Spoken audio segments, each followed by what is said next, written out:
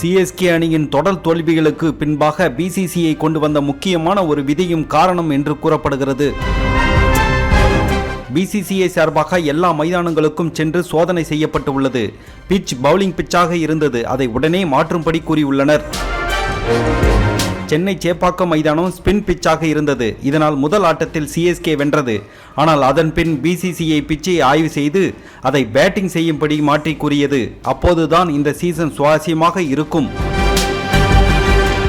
Low score ஆட்டங்கள் சீக்கிரம் முடிந்தால் விளம்பரம் சிக்கலாகும் என்பதால் இந்த முடிவை எடுக்கச் சொன்னது. இதே சோதனை மற்ற பிட்சுகளில் செய்யப்பட்டது. ஆனால் சிஎஸ்கே அணி எடுக்கப்பட்டது ஸ்பின் பவுலிங்கை மனதில் வைத்துதான். இதனால் தற்போது அணிக்கு சிக்கலாகி உள்ளது. இந்த சிக்கலை சரி செய்ய குறைந்தது ஒரு வாரமாகும்.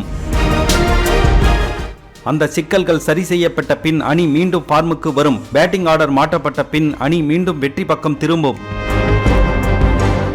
கள நிலவரம் இப்படி இருந்தாலும் ஆடுகளத்திற்கு தகுந்தாற்போல் கேப்டன் ருத்துராஜின் ஆன்ஃபீல்ட் முடிவுகள் இல்லை என்று சிஎஸ்கே நிர்வாகம் அவரை கடுமையாக சாடியுள்ளது. 3 தொடர் தோல்விகளுக்கு பிறகு நாளை நடக்கும் போட்டியில் மிகப்பெரிய மாற்றம் இருக்க வேண்டும் என்று ரசிகர்கள் எதிர்பார்க்கின்றனர்.